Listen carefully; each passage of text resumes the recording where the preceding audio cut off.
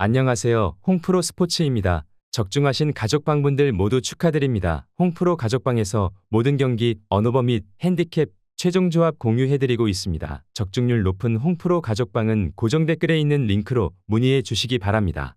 10월 23일 아시아 챔피언스 리그 일본 축구 총 7경기 분석 시작하겠습니다. 첫 번째로 산프레체 히로시마 대 시드니 FC 경기 알아보겠습니다. 먼저 히로시마는 카야전 완승에 이어 이스턴 원정을 잡았다. 시드니가 더 많은 골을 터뜨리며 1위를 달리고 있긴 하지만 이 경기 결과에 따라 단독 선두로 치고 나갈 수도 있다. 이번 시즌 리그와 아체미 우승을 노리는데 최근 페이스가 좋다.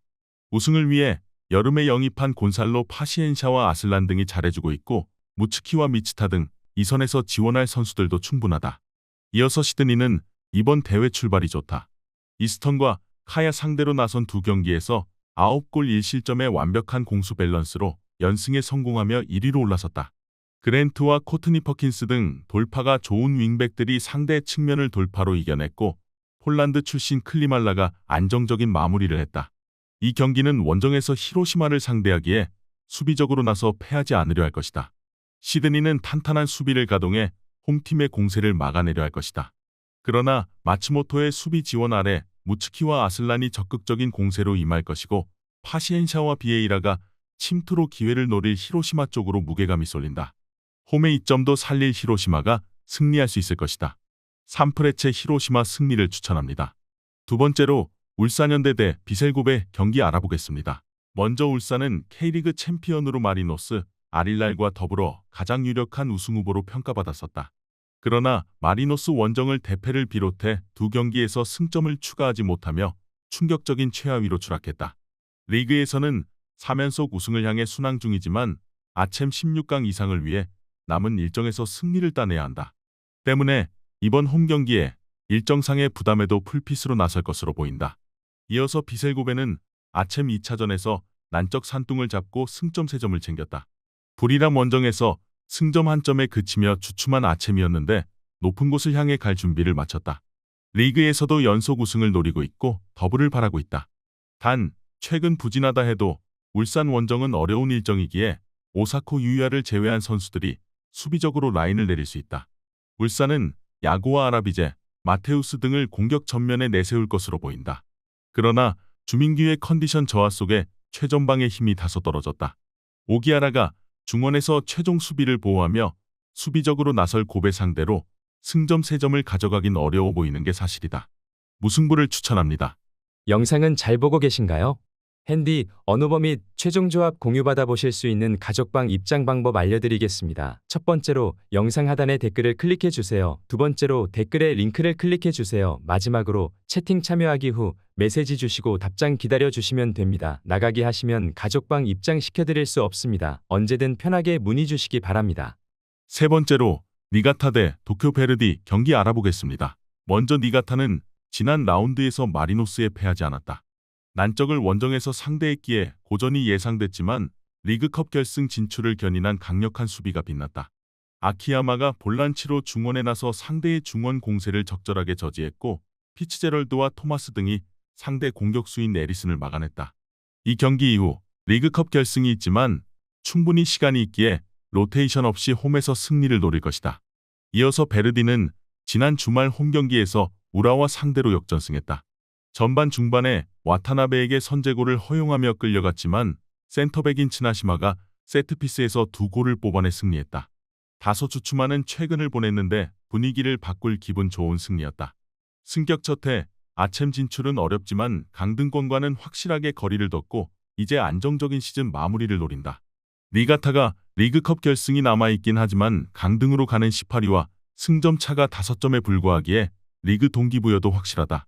베르디에 비해 더 집중력 있는 경기 운영을 기대할 만하다.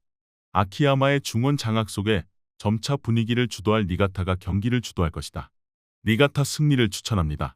네 번째로 간바 오사카 대 나고야 경기 알아보겠습니다. 먼저 간바는 가와사키 원정에서 아쉬운 무승부를 기록했다.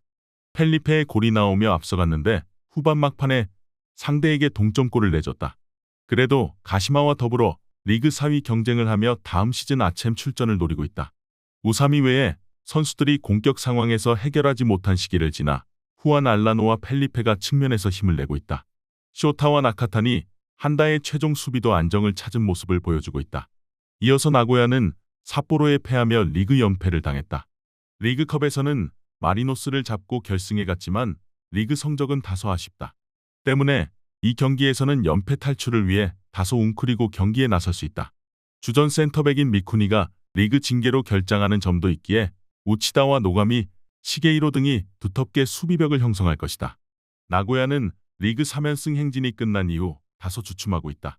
리그에서 별다른 동기부여도 없고 다음 일정이 리그컵 결승이기에 로테이션을 어느 정도 가동할 수도 있다. 펠리페와 우삼이 후안 알라노의 쓰리톱이 홈에서 공격을 주도할 간바가 원하는 경기를 할 수 있을 것으로 보인다. 간바 오사카 승리를 추천합니다. 영상은 잘 보고 계신가요?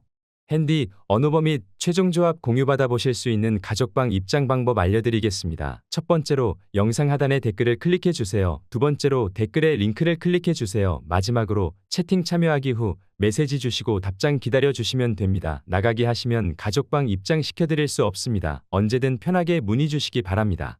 다섯 번째로 우라와 대 가시와 경기 알아보겠습니다. 먼저 우라와는 지난 주말 원정에서 베르디에 패했다. 전반전 선발 윙어로 나선 와타나베의 선제골이 나오며 앞서갔지만 세트피스 상황에서 수비가 되지 않았다. 그로 인해 세레소 원정에서 승리한 18위 주빌로 이와타의 승점 4점 차로 추격당하며 강등 가능성이 생겼다. 남은 일정에서 최소 3승 이상을 따내야 자력으로 잔류할 수 있는 상황이다. 이어서 가시와는 지난 주말 홈경기에서 리그 3위인 마치다 상대로 승점 1점을 챙겼다. 선발 스트라이커로 나선 호소야 마오가 선제골을 터뜨리며 승리하나 했지만 인저리 타임에 허용한 동점골이 아쉬웠다. 그래도 아직 잔류가 확실하지 않은 상황에서 상위권 팀 상대로 따낸 승점 1점은 큰 의미가 있다. 이 경기는 원정이기에 다소 라인을 내리고 패하지 않는 데 집중할 것이다. 가시와는 호소야를 앞세운 역습이 가능하다. 그러나 이번 시즌 내내 원정 경기력 기복을 보여주고 있는 상황이다. 구스타프손과 하라구치가 중원에서 공격 전개에 나설 것이고 세키네와 와타나베, 린센과 산타나 등이 적극적으로 골을 노릴 우라와가 홈에 2점을 앞세워 승리할 수 있을 것이다. 우라와 승리를 추천합니다. 여섯 번째로 슬랑오르 대 전북 현대 경기 알아보겠습니다. 먼저 슬랑오르는 전북에 이어 조 2위를 기록 중이다. 말레이시아 리그에서 조오르 다룰 탁짐을 위협하는 유일한 팀인데 아츰에서도 경쟁력을 보여주고 있다. 무앙통 원정 무승부 이후 세부 상대로 승리했는데 우즈벡 국대 센터백인 에시무라도프가 이끄는 수비가 탄탄했다. 이 경기에서는 조 최강팀을 상대하기에 무리하지 않고 중원의 라인을 내리고 역습으로 승부를 볼 것이다. 이어서 전북은 리그 잔류라는 중요 목표가 있기에 아체미에서는 로테이션을 돌리고 있다. 하위 스플릿으로 추락한 이번 시즌이기에 이 경기 역시 그럴 가능성이 높다. 주말에 준비된 제주 원정을 위해 이승우와 안드리고, 보아탱 등이 엔트리에서 제외되고 박재용과 박창우, 이수빈 등으로 원정에 나설 것으로 보인다.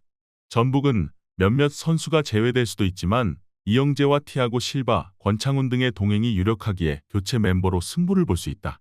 문선민이 측면을 돌파하며 홈팀 수비를 무너뜨릴 전북이 승리하고 1위를 유지할 수 있을 것이다. 전북 현대의 승리를 추천합니다. 영상은 잘 보고 계신가요? 핸디, 언어버 및 최종 조합 공유받아 보실 수 있는 가족방 입장 방법 알려드리겠습니다. 첫 번째로 영상 하단에 댓글을 클릭해 주세요. 두 번째로 댓글에 링크를 클릭해 주세요. 마지막으로 채팅 참여하기 후 메시지 주시고 답장 기다려 주시면 됩니다. 나가기 하시면 가족방 입장 시켜드릴 수 없습니다. 언제든 편하게 문의 주시기 바랍니다. 일곱 번째로 상하이 선화 대 가와사키 경기 알아보겠습니다. 먼저 상하이 선화는 2차전에서 말레이시아 팀인 조우르에 완패했다. 루이스와 테세이라 등을 앞세워 승리를 노렸는데 전반 이른 시간에 골을 허용했고 3골차로 패했다. 때문에 이번 홈경기에서는 승리를 위해 전력을 다해야 한다. 페이난두와 아마두 등 중앙 미드필더들이 라인을 올릴 수 있을 것으로 보인다. 이어서 가와사키는 울산 원정을 승리하며 기세를 올렸지만 다음 일정에서 홈의 2점을 살리지 못하고 광주에 패했다. 선제골 허용 이후 공격에 기여를 올리며 상대를 몰아쳤지만 에리슨이 노마크에서 해결하지 못한 것이 컸다. 때문에 선두권과 승점 3점 차로 벌어졌고 이 경기에서 승리가 간절하다. 와키자카가 중원에서 공격적으로 라인을 올릴 것이고 코바야시와 에리슨이 적극적으로 침투에 임할 것이다. 상하이 선화도 홈에서는 경쟁력이 있는 팀이라고 할 수 있을 것이다. 그러나 장성룽과 시아오양 등 최종 수비가 상대의 스트라이커를 제대로 제어하지 못하고 있다.